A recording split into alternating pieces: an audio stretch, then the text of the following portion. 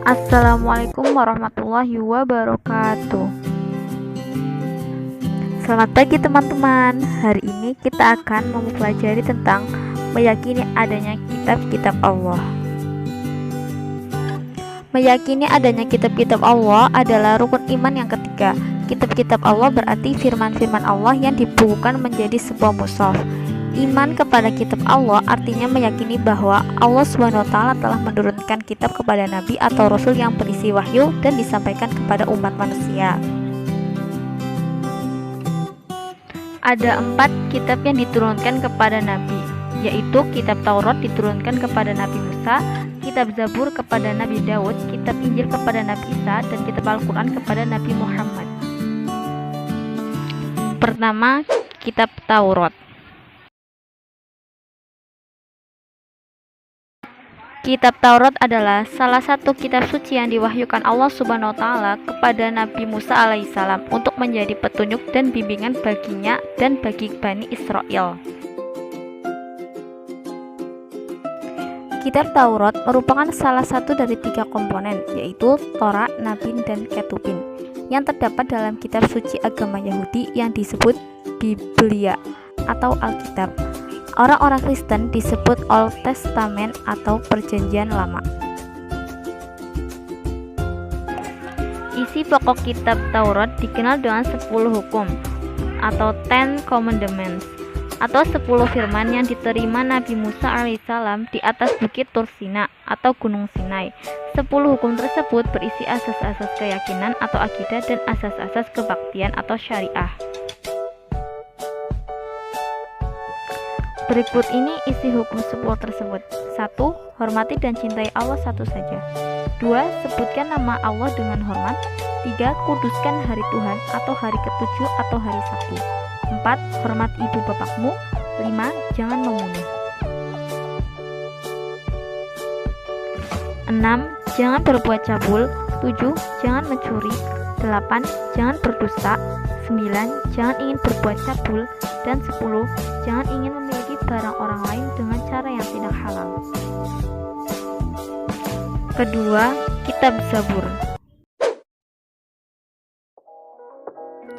Zabur dalam bahasa Arab dikenal dengan sebutan Mazmur atau jamaknya Mazamir, dan dalam bahasa Ibrani disebut Mizmar, yaitu nyanyian rohani yang dianggap suci.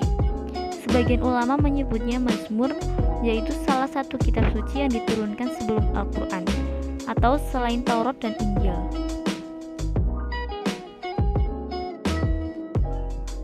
Kitab Zabur adalah kitab suci yang diturunkan Allah SWT kepada kaum Bani Israel melalui utusannya yang bernama Nabi Daud alaihissalam. Secara garis besar, nyanyian rohani yang disenandungkan oleh Nabi Daud alaihissalam dalam kitab Zabur terdiri atas 5 macam. 1. Nyanyian untuk memuji Tuhan atau liturgi. 2. Nyanyian perseorangan sebagai ucapan syukur. 3. Ratapan-ratapan jamaah. 4. Ratapan dan doa individu. Dan 5. Nyanyian untuk raja.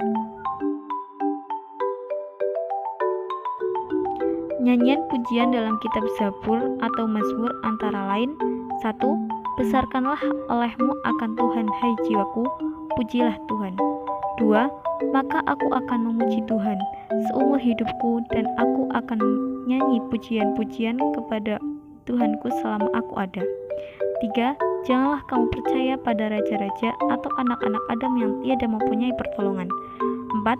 Maka putuskanlah nyawanya dan kembalilah ia kepada tanah asalnya, dan pada hari itu hilanglah segala daya upayanya. 5. Maka berbahagialah orang yang mempunyai Yakub sebagai penolongnya dan yang menaruh harap kepada Tuhan. 6. Yang menjadikan langit, bumi, dan laut serta segala isinya, dan yang menaruh setia sampai selamanya. Dan 7. Yang membela orang yang teraniaya dan yang memberi makan orang yang lapar, bahwa Tuhan membuka rantai orang yang terpenjara. Ketiga, kitab Injil. Kitab Injil yang asli memuat keterangan-keterangan yang benar dan nyata, yaitu perintah Allah SWT agar manusia mengesahkan dan tidak menyekutukannya dengan sesuatu apapun. Ada pula penjelasan bahwa di dalam kitab Injil terdapat keterangan bahwa di akhir zaman akan lahir nabi yang terakhir dan penutup para nabi dan rasul, yaitu bernama Ahmad atau Muhammad SAW. Kitab Injil diturunkan kepada Nabi Isa alaihissalam sebagai petunjuk dan cahaya penerang bagi manusia.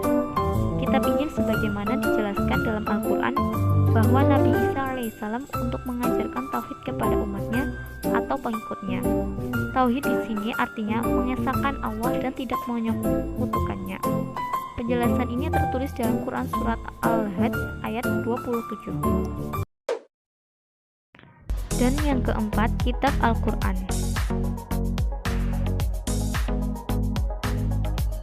Al-Quran diturunkan Allah Subhanahu wa Ta'ala kepada Nabi Muhammad SAW melalui malaikat Jibril.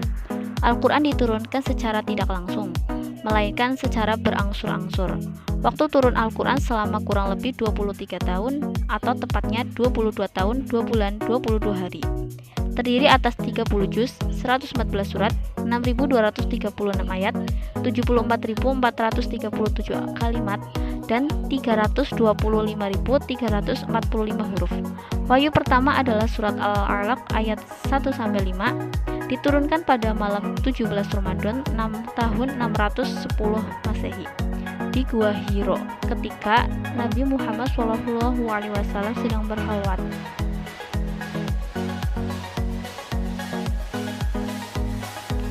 Adapun isi kandungan Al-Quran adalah sebagai berikut.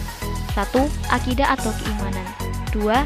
Ibadah, baik ibadah mahdoh maupun ghairu mahdoh. 3. Akhlak seorang hamba kepada Khalik, kepada sesama manusia dan alam sekitarnya. 4. Muamalah, yaitu hubungan manusia dengan sesama manusia. 5. Tarikh, yaitu cerita Nabi dan Rasul, orang-orang soleh dan orang-orang yang ingkar. 6. Semangat mengembangkan ilmu pengetahuan.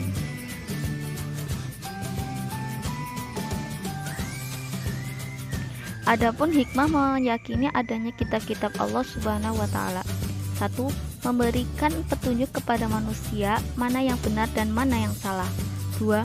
Pedoman agar manusia tidak berselisih dalam menentukan kebenaran. 3. Memberikan informasi sejarah kehidupan orang-orang terdahulu.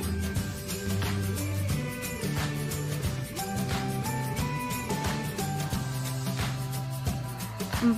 Manusia menjadi tahu besarnya perhatian dan kasih sayang Allah kepada para hamba dan makhluknya. 5. Manusia yang beriman akan dapat mengetahui dan membedakan yang baik dan yang buruk. 6. Mensyukuri segala anugerah dan nikmat Allah, termasuk pemberian petunjuk yang benar melalui kitab-kitabnya. 7. Hati menjadi tentram dan menambah ilmu pengetahuan. 8. Memiliki sikap toleransi yang tinggi, selalu menghormati dan menghargai orang lain. Dan 9. Meningkatkan kesabaran dalam menerima cobaan, ujian, dan musibah, serta selalu bersyukur atas nikmat dan anugerah yang diberikan Allah Subhanahu wa Ta'ala.